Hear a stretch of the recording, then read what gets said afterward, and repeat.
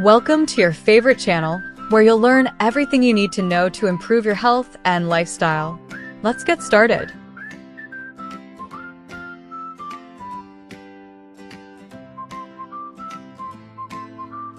Welcome to The Explainer. Today, we're building a science-backed plan to add not just years to your life, but life to your years. We're going to dive into the habits and biology that can help you thrive, creating a real, practical blueprint for a longer, healthier life. All right, so here's our game plan. We'll kick things off with the science of our cellular clock. Then, we'll check out some lessons from the world's longest living people. And finally, we'll pull it all together into a real-deal blueprint for you, covering diet, movement, and rest. Okay, first things first. To really get this, we have to go small, like microscopic. It turns out there's this biological clock ticking away inside every single one of our cells. Pretty wild, right? So let me ask you something. What if you could actually see your biological age?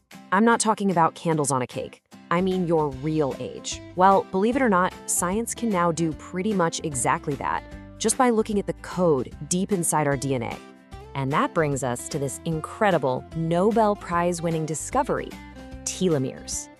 Now, the easiest way to think about them is like the little plastic tips on your shoelaces. You know, the ones that stop them from fraying? Well, telomeres do that for our chromosomes.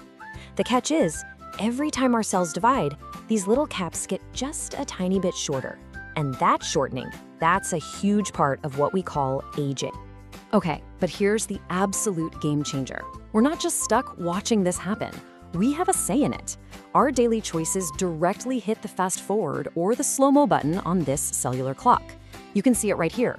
Things like chronic stress, junk food, they chew up our telomeres. But, and this is the amazing part, good stuff like managing stress, eating whole foods, and getting quality sleep can actually protect them. We can literally slow down aging from the inside out. So, if we can actually influence how we age, who's the best in the world at it? Well, to find out, we've got to take a little trip to some very special spots on the map.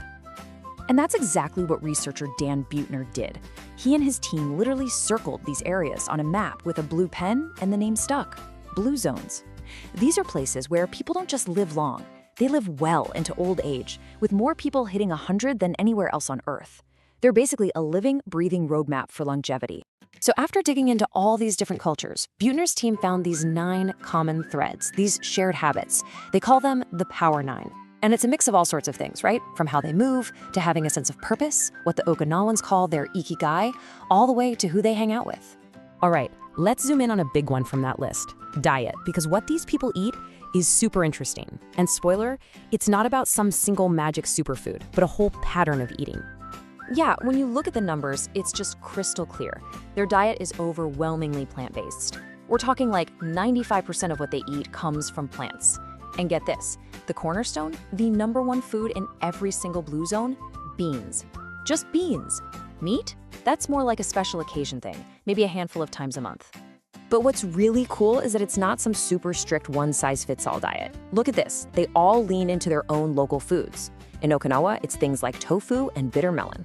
Over in Sardinia, they've got fava beans and goat's milk. So it's all about using what's around you to build that healthy, plant-focused foundation. You know, it's not just what they're eating, it's also how. They have this simple but genius little rule called the 80% rule. Basically, they just stop eating when they're about 80% full, not stuffed, just satisfied. That little 20% buffer makes a huge difference over a lifetime in preventing overeating. Okay, let's switch gears to movement. How do the world's longest-lived people stay active? I'll give you a hint, they're not living at the gym.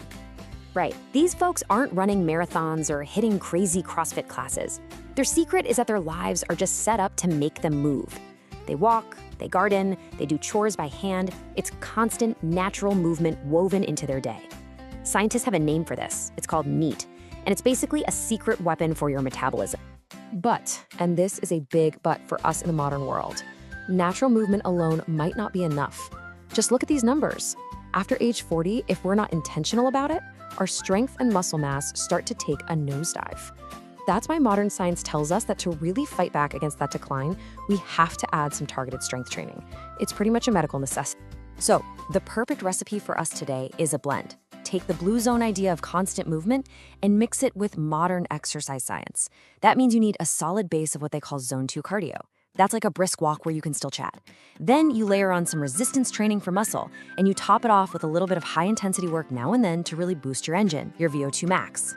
Okay, so we've got diet and exercise, but that's only 2/3 of the puzzle. The third and maybe the most overlooked piece is all about recovery. It's how we rest, recharge, and deal with stress. And the biggest part of that is sleep. Remember those telomeres we talked about? Well, research is super clear on this. Sleep is not a luxury. It's when your body does its maintenance work. In fact, getting less than 7 hours a night is directly linked to having shorter telomeres. So yeah, sleep is non-negotiable. But it's not just about being unconscious for 8 hours. The blue zones teach us about the downshift, having daily rituals to just de-stress. Could be a nap, could be meeting friends for a drink, and maybe the most important piece of all is connection. They build what they call a right tribe, a strong social circle, and that sense of belonging is every bit as important as what's on your plate or how many steps you take. All right, we've got all the pieces. Now let's put it all together. Let's build a practical weekly blueprint so you can see what this actually looks like in real life. So here's a sample week. See how it's balanced? You've got your cardio days, your strength days, hitting both upper and lower body, and then you sprinkle in a day for that higher intensity stuff. And just as important, you've got a day for active recovery. Now, this isn't meant to be rigid. Think of it more as a flexible template you can adapt. And we can zoom in even further to a single day. Imagine this. You start your morning with a clear sense of purpose. Maybe get some natural movement in. Lunch is packed with plants. Then in the evening, you have a lighter dinner and you actually connect with people you care about. Finally, you wind down, ditch the screens, and get that solid 7+ hours of sleep.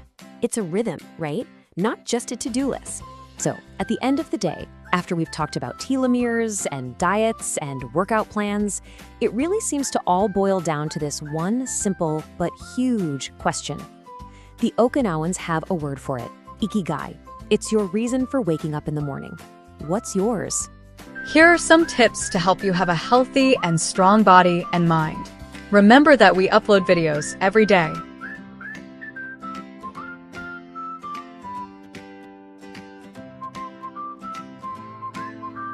Welcome to The Explainer. We're breaking down longevity and biohacking and how you can actually apply them. First, a modern paradox. Then, the real goal. And finally, your toolkit for taking action. So here's the central question. Modern medicine helps us live longer, but are we living healthier? Lifespan is just how long you live. Health span is how many of those are good, healthy years. That's the goal. Currently, about 20% of the average life is spent in poor health. That's a huge gap to close. And this quote really nails it. It's not about anti-aging, it's about adding life to your years. And this isn't science fiction. Longevity science is all about preventing age-related decline before it starts. And biohacking, that's how you do it. It's using data to make smart choices for your own biology. So what's the big idea here? We're shifting from reacting to sickness to proactively preventing it. Okay, so how do you actually apply all this? Let's think of it like a pyramid, starting at the bottom. The foundation is all about lifestyle, diet, exercise, sleep. These are the absolute basics you can control now. Okay, next level up, proactive monitoring. This means using data to see what's really going on inside. Epigenetic clocks, for example, can estimate your biological age from your DNA. Way more telling than your birthday. Then you've got DEXA scans. This gives you the real inside story on your muscle, fat, and bone density. Metabolic flexibility is huge. It's just how well your body switches fuel sources, from carbs to fats. All right, level 3, targeted interventions.